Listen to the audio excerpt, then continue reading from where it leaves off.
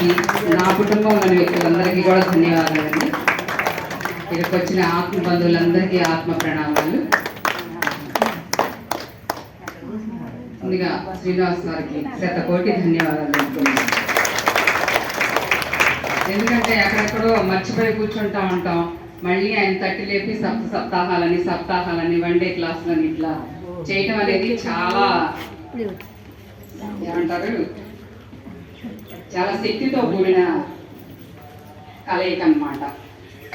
మనందరం మర్చిపోతా ఉంటాం కదా, ధ్యానం అనేది మర్చిపోయినప్పుడు మళ్ళీ మళ్ళీ గుర్తు చేయడానికి ఆత్మ యొక్క తట్టి లేపే ఒక క్రియని సార్కి అప్పచెప్పినట్టున్నారు. సారు వంశీ సారు, పత్రి సారు అంటా ఉండేవాడు సార్ని, శ్రీనివాస్ అని.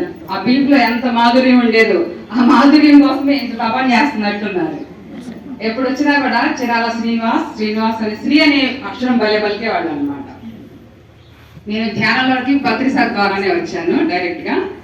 జ్ఞానం అనేది శ్రీనివాస్ సార్ చెప్పే ఆ క్లాసులు కండక్ట్ చేసిన క్లాసుల్లో ఫస్ట్ వంశీ సారు నందా సారే వాళ్ళే వచ్చేవాళ్ళు ఇక్కడికి. వచ్చినప్పుడు భగవద్గీత అనేది నేను చిన్న వయసులోనే నేర్చుకున్నాను. కానీ ఎంతో కష్టము, ఆడవాళ్ళు చదవకూడదు, అది తప్పులు జరిగితే మళ్ళీ చాలా సందేహాలు, మన మనసులో ఇబ్బందులు గురవుతారు తప్పు జరిగితే అన్నట్లుగా ఉండేదన్నమాట. చెప్తా ఉండేవాడు గురువులు. అలాంటిది ఈజీగా చదువుకున్నాను, వచ్చింది, కానీ అర్థం చేసుకునే ఆ కెపాసిటీ ఉండేది కాదు.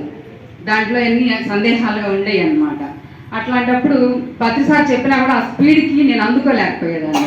ఎప్పుడైతే వంశీ సార్ వచ్చి ఆ రోజుల్లోనే 2007-8 రోజుల్లో శ్రీనివాస్ సారే తెప్పించేవాళ్ళు సార్ వాళ్ళని.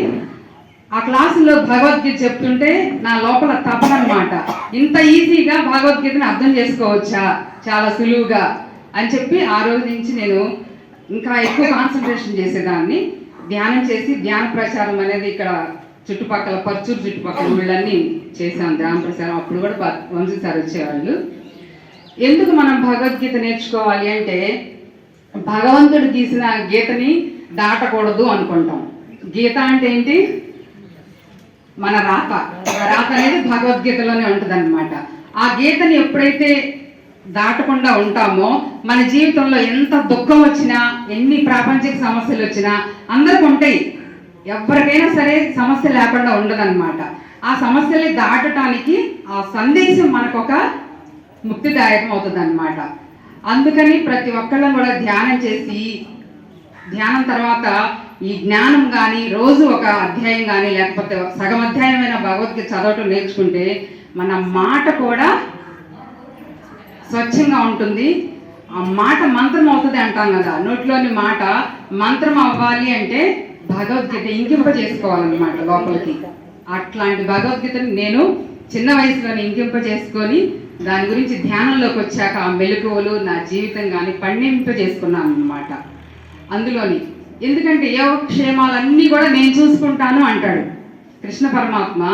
యోగక్షేమాలన్నీ అంటే మన ఎన్నో ఉంటాయి, మనకి కోరికలు, సమస్యలు, దుఃఖాలు ఎన్నో ఉంటాయి. అన్నీ నేను చూసుకుంటున్నాను అన్నాడంటే దేంట్లో చూసుకుంటాడు? నువ్వు ధ్యానం చేస్తే చూసుకుంటాడు. తపస్విభ్యో దికో యోగి జ్ఞానిభ్యోపి మతోదిక అన్నారు. అంటే నువ్వు తపస్సు ఎంతసేపు అయినా చెయ్యి, లేదా పాండిత్యంగా జ్ఞానం చెప్తూనే ఉండు, కానీ కర్మిశ్చభ్యాధికో యోగి, ఇట్లా గుళ్ళు కడతా ఉండు, లేకపోతే వస్త్రదానం చేస్తూ ఉండు, లేదంటే అన్నదానం చేస్తూ ఉండు, ఎన్నైనా చెయ్యి, కానీ తస్మాత్ యోగి భవ అర్జున అంటాడు. నువ్వు ఇవన్నీ చేసినా కూడా నేను అనే ఒక అహంకారంతో, ఒక ఈగోస్ తోటి చేస్తూ ఉంటావు. నేను చేసా, నేను క్లాసులు పెట్టా, నేనే అన్ని సమకూర్చా, ఇట్లా అంటూ ఉంటావు. కాదు, తక్షణమే నువ్వు యోగివి కా అంటాడు. అంటే ఏంటి? ధ్యానంలో కూర్చుంటే ఎవరు చేశారు అనేది నీకు తెలుస్తుంది. ఇక్కడ నాకు ఎవరో చెప్తే సర్టిఫికెట్ ఇవ్వటం ఇలా కాదు, మీకు మీరు నేను కరెక్టా కాదా అనేది ఆ సెల్ఫ్ చెకింగ్ అనేది చేసుకోవడం కోసం, మన జీవితాన్ని అధ్యయనం చేసుకోవడం కోసం చదవాలి భగవద్గీత. అందుకు ధ్యానం చేయాలి.